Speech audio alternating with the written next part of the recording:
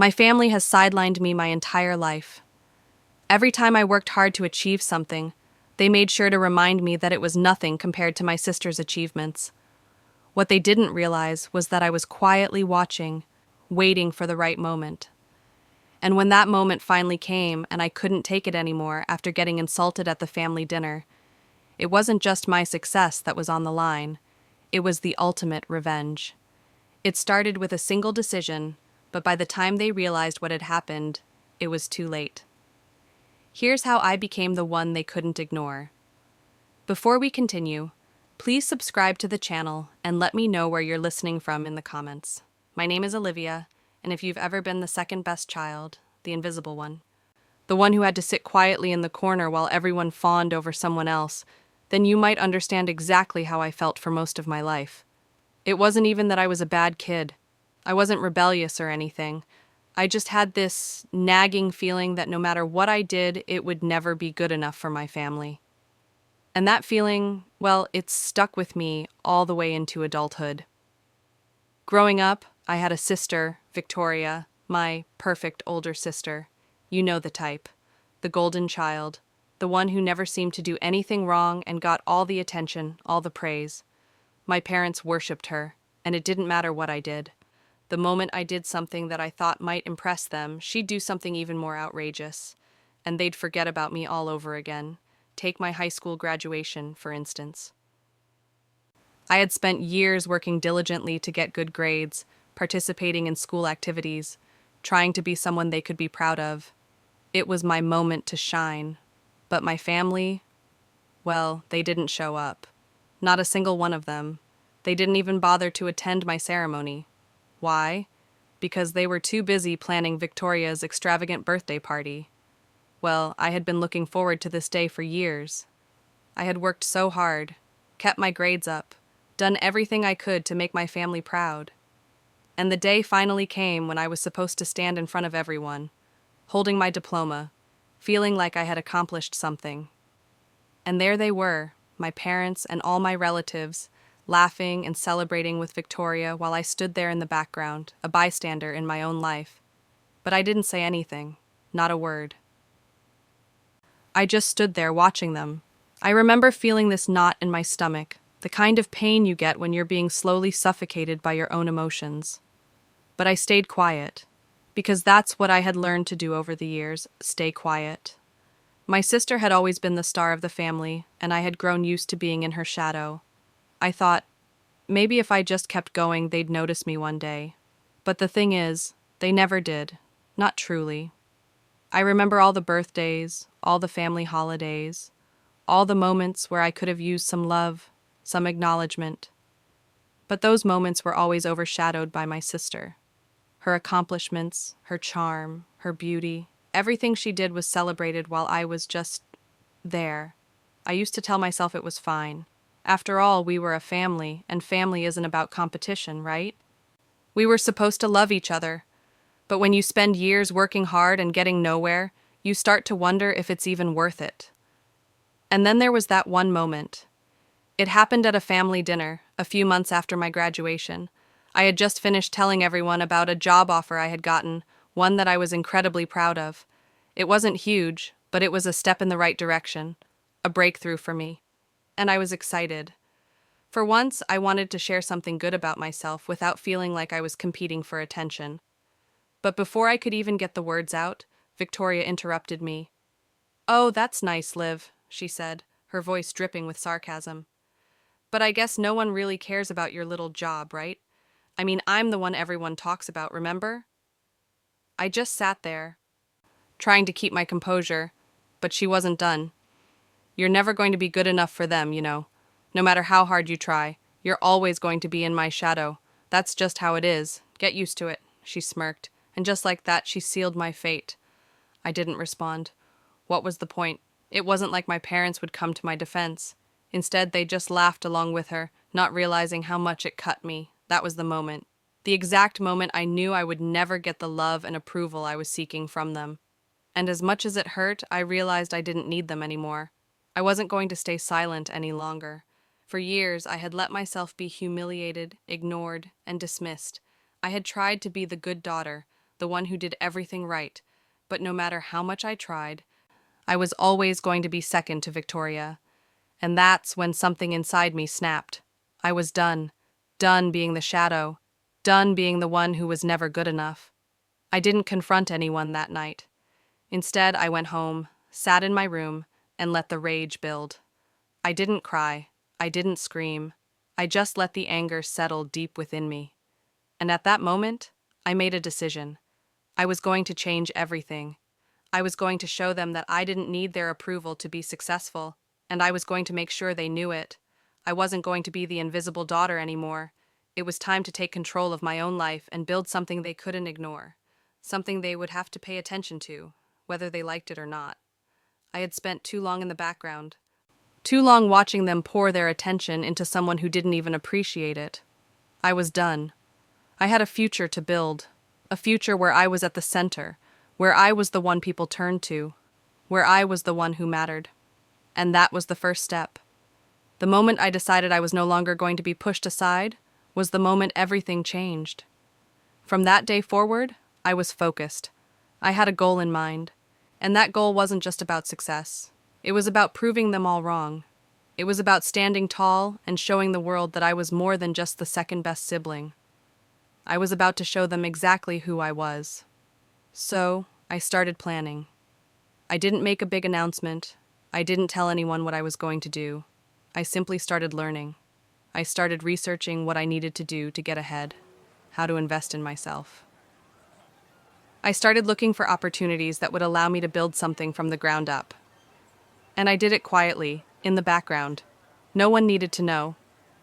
I started networking, reaching out to people who could help me, who could teach me things I didn't know. I took the first step, then the next, and then the next. Each step felt like a tiny victory, but it was enough. I wasn't just working on my career. I was working on myself. I was going to be someone they couldn't ignore. So that when they finally realized what I was doing, when they saw what I had built, they would have no choice but to look at me. And if they ever come crawling back, begging for my attention, I would finally be the one who got to decide if I wanted them in my life. I had made my decision. The revenge I would have wasn't in the form of petty revenge. It wasn't about ruining anyone's life. It was about showing them that I could rise above, that I could make something of myself without them. And that would be the most satisfying revenge of all. I was done being the invisible one. I was done being the second choice. I was going to be the one they could never forget. I knew it wasn't going to be easy. I had spent years in the shadows, silently watching them ignore me, silently watching my sister bask in the limelight. But as much as I hated to admit it, I was no longer that quiet, unnoticed girl. I wasn't the person who would just sit back and let life happen to her anymore. No, this time, I was in control. I wasn't waiting for my family to notice me. I was going to make them notice, whether they liked it or not. And so, I began to build my empire. Quietly, slowly, with every step. I could feel the weight of my past frustrations slowly lifting as I worked toward something bigger than any of them could have imagined. The world didn't know my name yet, but I was determined to change that. I didn't need my family to believe in me. I didn't need them to see me as more than Victoria's little sister. I was going to carve out my own path, and when it was time, they would see what they had missed all these years. It wasn't an overnight thing. Nothing worth having ever is. I spent months, then years, working behind the scenes, building my reputation in the industry. I worked with people who believed in my vision, built connections, and kept my eyes on the prize. My days and nights blurred together as I learned new skills, improved on the ones I had, and made strategic moves that would slowly, but surely, put me on the map. It wasn't about getting rich quick. It wasn't about showing off. It was about something much more personal. It was about proving to myself and to them that I was worthy of success, because success is the best revenge any day, anytime. But then, something happened. The project I had been working on for the past few years was finally ready for launch. It was my magnum opus, the culmination of everything I had been working for. It was the kind of project that would change everything. It wasn't just another small success in a long line of mediocrity. No, this was going to make waves, and that is why I poured in all my time and resources. I knew exactly what I was doing. The moment I revealed it to the public, I knew my family would be watching. They would be waiting for me to fail. They always did. They thought I wasn't capable of standing out. Of course, they didn't know what I had been doing behind their backs. They thought I was still the quiet one, the second choice. They had no idea that I had been building something that would shock them to their core. The day I released the project, I watched as the media buzzed with interest. It was the kind of attention I had only dreamed of before. And while I should have felt proud of what I had accomplished, it wasn't the recognition from strangers that felt the best. It was knowing that this was mine. This was something I had built on my own, and it was undeniable. But I wasn't done yet. This wasn't just about being successful. It was about making sure my family knew exactly how wrong they had been about me. They had brushed me aside for years, but now they couldn't ignore me anymore. They couldn't pretend I was invisible. I remember the first time I saw their reactions. I had kept my success quiet from them, of course. They hadn't been part of the process, and I didn't owe them anything. But as soon as my project started to gain traction, I started getting messages, texts, calls, emails from my family. They were all pretending to be so impressed, so proud. My mom sent me a text. "Wow, Liv, we had no idea you were capable of something like this. You've really made something of yourself." My dad, of course, was quick to comment on how proud he was, but I could feel it in his words. It wasn't real. It was just him trying to make up for all the years of neglect. And then there was Victoria. She sent me a message too. It was a mix of fake enthusiasm and guilt. "I'm so impressed, Liv. This is incredible. I always knew you had it in you. I'm sorry if I ever made you feel like you weren't good enough." I almost laughed when I read it. She wasn't sorry. She wasn't sorry for anything. She was just worried she might lose her spot as the family's golden child. They all tried to act like they had seen it coming. But I knew better. They didn't. The truth is, I didn't need their validation anymore. It wasn't even about revenge at this point. It was about proving to myself that I could do it without them.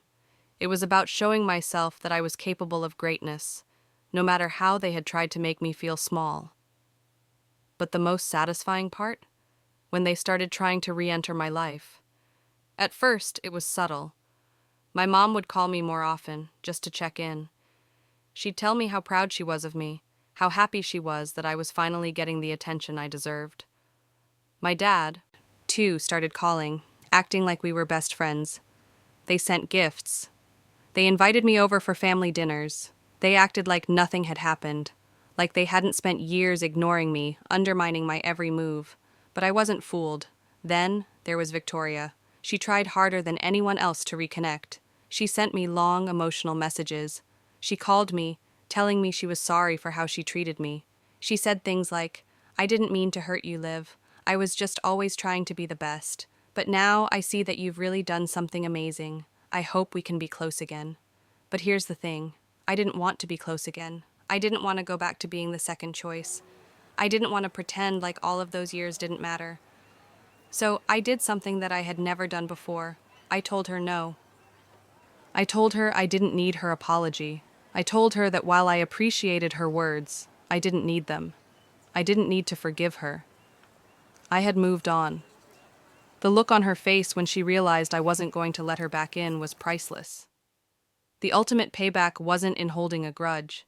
It was in showing her that I didn't need her or anyone else to define my worth. I had built my success on my own. I didn't need her approval. And that, in itself, was the sweetest revenge. It wasn't about vengeance anymore.